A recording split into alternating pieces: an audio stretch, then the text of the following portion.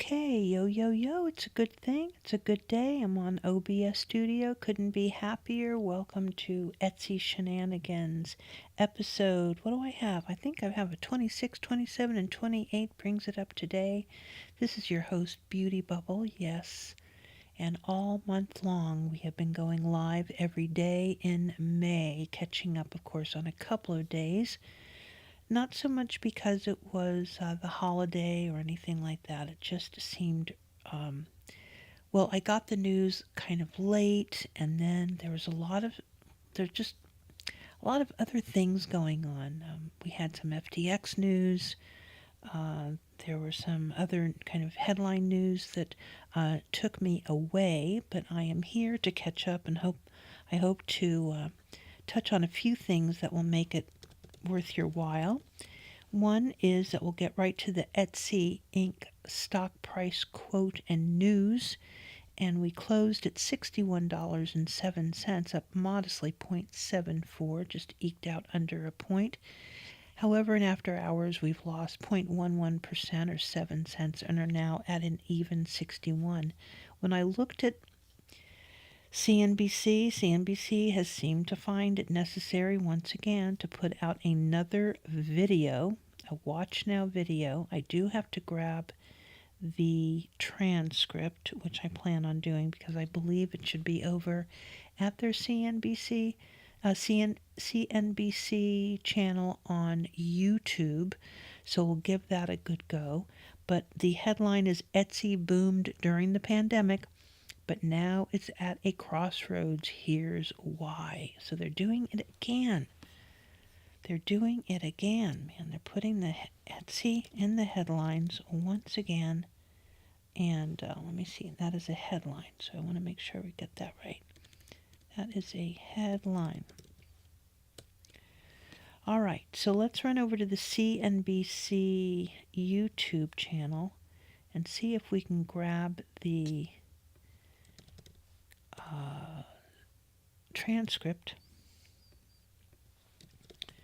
and we will I was going to say we'll shove it over to Gemini.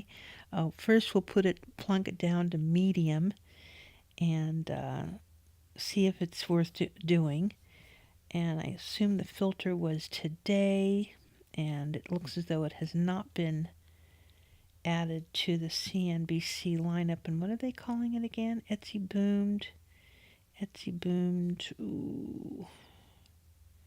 I don't want to play the video. I'll read the little paragraph blurb that they did. E-commerce giant Etsy boomed during the pandemic, but less than 4 years later, its sales are declining. Its stock has lost more than 70% of its value and missed earnings in 2023 and 2024 revealed other disappointing results. As the company looks to recapture growth while competing with giants like Amazon and eBay, it's unclear if there's a path to success, unless, as some sellers are demanding, which is to double down on its original values. I think a lot of us feel that way, the double down on the original values of handcrafted goods, independent shop owners, designs made from our hands and our heart and our minds and our life experience and all of that, and a lot less of mass production, the bloat of print on demand that just cannot seem to get away from Etsy. And then, of course, it's facing a huge lawsuit by the folks that own Bluey. So I don't know. Well, maybe we'll see how many Bluey items are on the platform today. So we don't have any CNBC Etsy today, but maybe they posted it. Let me see here. Let me see if they posted it. There's an 8 days ago, 9 months ago. Let's just try for the week. That's 6 days ago. CNBC. Okay, so they have not put it on the YouTube yet. All right. So we're not going to play the video itself, and the transcript the transcript doesn't come even when you do the watch now, I believe. So we will let that go. It will be happening though pretty soon. Yep, Etsy boom during the pandemic. So just keep an eye out on it.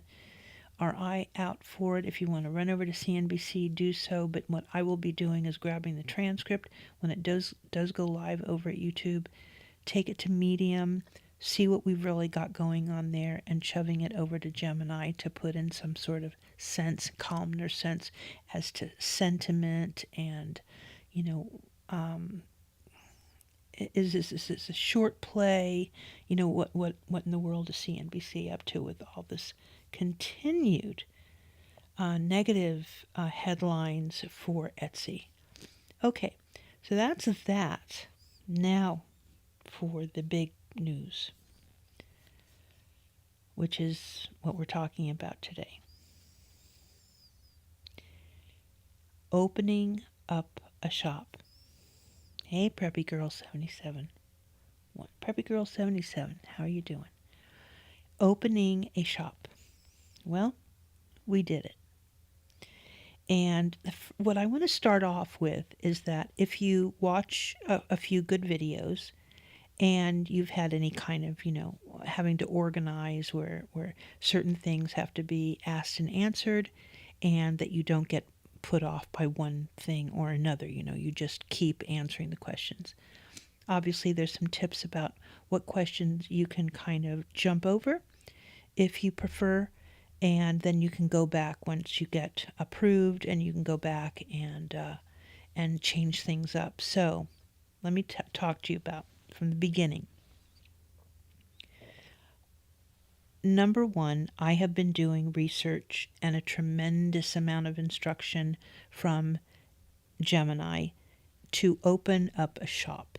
That's number one. So very connected to AI so that I could explore outside of my own noggin, like where did I really want this to go? What did it really mean to the to e-commerce?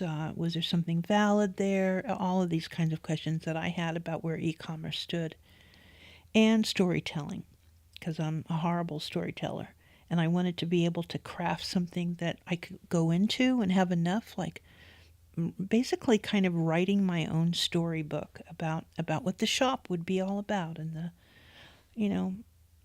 how I can keep the shop active and interesting, and be the right fit for us and for the customer. That's number one. So a lot of data points there. Number two, of course, just like anyone else, I went onto YouTube and I started watching how-to videos. And then, of course, I picked up on the gurus so that I can get kind of a key in on the people that I feel that are a lot of yip-yappers. And honestly, I know what they're saying about that they want you to be a great shop owner. But when you've got courses at $1,000, that is not someone that needs for you to be a great shop owner.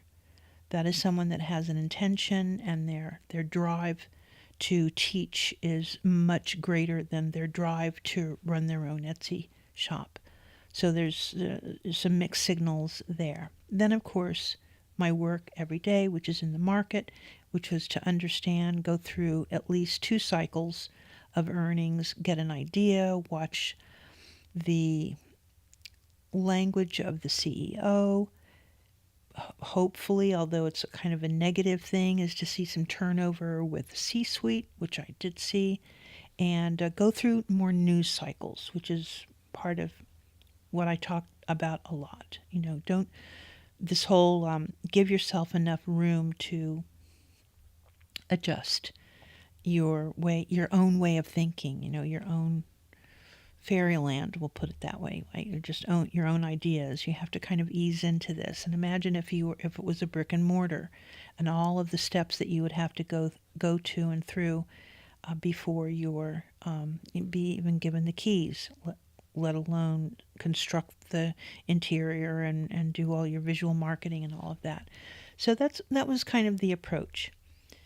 And of course, playing around with the with the product type. I wanted to have a product that I could at least learn about and learn more every single time I produced a product, come up with a good packaging, all of that. So it's taken some time. Always in the back of my mind, okay, this is what we want to call the shop. This is sort of kind of what we want it to feel and look like. And so today was the day. What you need, so once you have all that, right, so you just kind of know. You have a very good feeling, and if you're a person like me, you just want to pick a day that you feel really great about yourself. And that if it all goes off without a hitch, and these are the hitches that the gurus have been warning us about. Who be ready for the hitch up? Give me a 1 in the chat if you want to hear about the big old hitch up, the big old hiccup that the gurus want us to buy into. I'll wait. Need a 1 in the chat if you want to hear about it. So, Etsy, in its attempt to know their customer and rid the platform of cons and, misaligned vendors that are coming onto the platform, that they wanted to know their customer. It's called KYC. So that kind of I can sense that throws a lot of people off because it is a pay to play. And even though you give up all of your information, you still have to pay to play, and then you wait. And most of the gurus will say that when you open up a shop, many, many people will get this, your shop has been suspended. And they'll spend an inordinate amount of time telling you how to appeal it and how long it can take, and you may not get your shop, and there's not a damn thing you can do in the meantime. When your shop gets suspended, you don't get to do anything with the shop. So our approach was take it slowly. Take it slowly. I'm talking about the whole sign-up process. Just take each of the steps slowly. Maybe make a mistake, pass one of the fields and have the system kind of come back and ask you to fill it back in, and then you fill it back in. So have kind of a discussion, just like you would a bank manager when you're opening up an account. Same sort of thing. Do you have this document? Oh, let me see. I'm pretty sure I think I took it. Maybe not. Oh, gosh, I better run back to my office and see if I can grab it. Okay, I'll be right back. Blah, blah, and this sort of thing. Just take it slow like you were dealing with a real person, because what they're trying to do is make sure that they're not dealing with a not so great person for the platform. And honestly, I don't really know what this looks like. I guess it's like, bots are opening up accounts, and they can fill the fields in just seconds, and so it's all about the timing. And this was just a theory that I had. So I was just the whole time, just take it slow, take it slow. When it does come to providing more information, take that slowly too. It's asking you for a picture of your driver's license, the front and back. So put the front in first, wait a little while, turn it around, take the picture, wait a little bit, plunk it back up, and so that sort of thing. And maybe it does sound a little Mother Goosey, and maybe it doesn't really work, but it worked for us today. And we thus far have not had the shop suspended. We have gone in and able to make some changes to just the test run that we did. And because I had done so much learning, the shop itself, although it's not fully fleshed out, I'm touching at least enough of the parts of the shop in order to really I would say our window is 2 years, just so that you guys know. It's 2 years. And so within 2 years, I would consider myself, value add to the platform, and of course, value add to what I personally know how to do. So that I'm very excited about it. And once you're on there and you can kind of see a bigger picture, then it gives you a chance. Not being on there, number one, you're scared that you're not going to get your shop name. Number two, you're going to think there's so much that I need to learn. I won't learn it. And this is why you give yourself quite a nice chunk of time to have some confidence in when the final decision is that, like, this is really what you want to do and this is what you want to do today. So we didn't get timed out. We took it slow. The shop is up and running, and there's so much to do. Obviously, there's a lot that you can do in the very, very beginning, and I suppose people do this sort of thing, putting up, lots and lots of listings. My approach with all of that is going to be based on what are called they're called variations. So I have this kind of idea that, for each listing there'll be two variations. So you can get, you can get a stocking, or you can get a star, or you can get a work boot, or you can get a cowboy boot, that sort of this or that sort of thing. And it exposes two products basically for one listing, and I don't know if it works. It's called kind of the pick one approach. So I did that, which might be a little bit different than just a regular opening up of a store. So we also made a pretty firm decision to not go with the classic white background. We have these beautiful wicker, they're little like office desktop baskets. So we're going to be kind of using a natural background, so we're not going for the marble or the pickled wood or the solid white or anything. We're just going to go with our own kind of lifestyle and vibe that exists inside of the workshop. So and then because I had spent so much time with Gemini on tags and titles, and that sort of thing. A lot of that went a lot faster than it would have. Now, I hadn't pre-done it or anything, so it all happened today, just right there on the, just doing it right away. And let's see here. So I feel very confident about that. And I think that I priced the items. There was always back and forth about what the price would be, but as I started spending more time with listening to shop owners and also listening to Etsy, that I didn't what's called get chased to the bottom. So we have priced at something that I feel is healthy and worthwhile for both us as designer manufacturers and, of course, for the clients.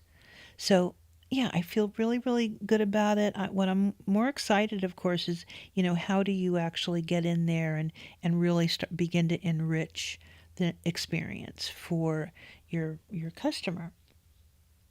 So that I'm really kind of jazzed about, actually. So we still do officially launch the 25th, so that's June 25th.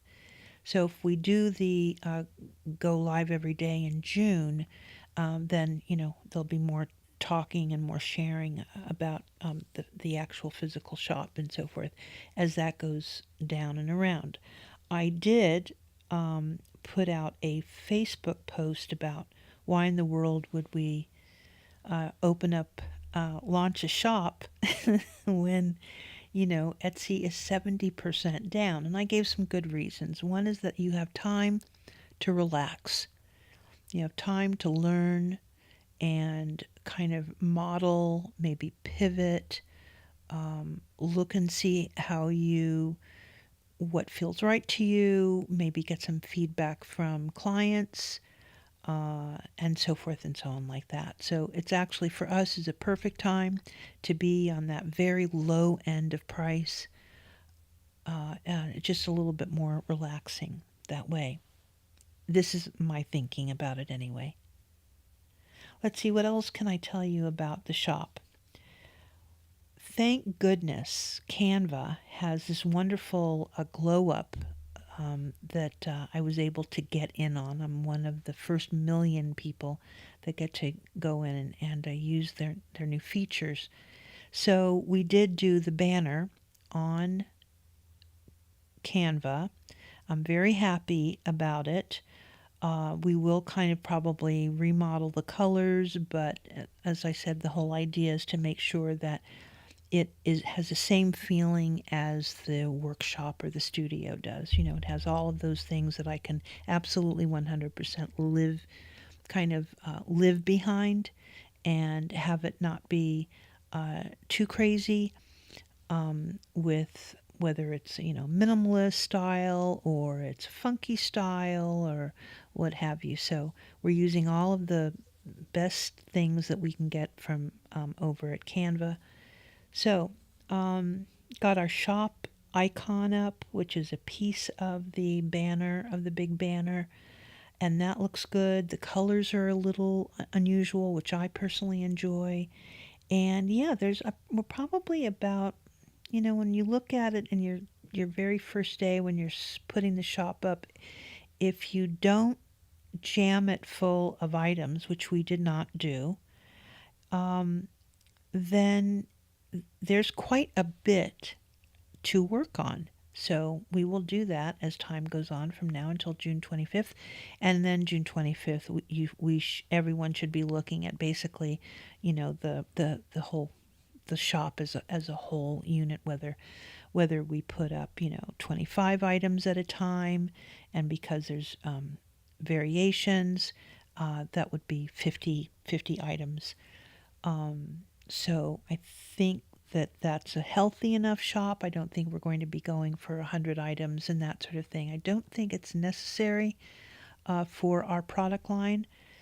And yeah, I would have loved to have done this with a little team. That would have been super, super fun. To do it with others that are at least thinking about starting a shop in order to take advantage of the fourth quarter, which is why a lot of people would even start thinking about it now. So there we have on that. You've heard about the shop name prior. Like I said, the official launch. You can follow my Twitter, of course, if you want to. Beauty Bubble over on Twitter, where I talk about it quite a bit, although I do have other interests over on Twitter, so it might not be your kind of thing. But if you just go Beauty Bubble Etsy, then X will give you all of my posts on the platform. So when I go over to Etsy right now, which I do every day, that's on X, and I just kind of do a scroll down. I'll change my, make sure that you guys can see it. Let's see. We want to close that up, open her up. There you go. And transition over. My OBS changed up quite a bit. All right, we're just going to get a little feel of what's going on with Etsy today over on X. And if you do have a shop, definitely consider taking a look at how people post things and using that send over to X, I guess. I still have to do that today. So we're looking at, let's see. Ooh, there's a deer antler rack that just got posted, a 1940s deer antler rack. Someone that's trying to raise money to get a hip replacement. Beanie Money, I remember those from the 1990s. Tumbleweed Pottery, I actually remember that pottery company. Tumbleweed has a little beanie, I guess it's vintage. No, the 1990s can't be vintage, can it? I don't know. It's a little change holder called Beanie Money. More jewelry, vintage bohemian green, vintage bohemian green floral glass vase. Let me see. Anchor Hawking, a Bueno handbag, more jewelry, Corel. These are all vintage pieces. Now, has anyone noticed that the vintage category has seemed to become more popular? If you guys know about, the amount of listings and so forth that as in the vintage category, and it seems like this Tuesday in the evening, it seems to me that there's some people that post a certain niche more often. Like I've seen a quilt maker just post, dozens and dozens of listings. And you've got your sealing wax people, greeting cards. Let's see here. Watches Obsession T-shirt, guess for Father's Day, and so forth and so on. So that's what's going on there.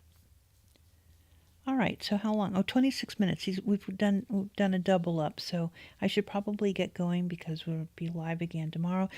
This has been Etsy Shenanigans, day 26 through 28, about opening up a shop. I will keep talking about it, all the things that I've learned, and maybe go through how I built the banner over at Canva. I'm very happy with that, and it's going to be very easy for us to change up the colors, so that's all very cool.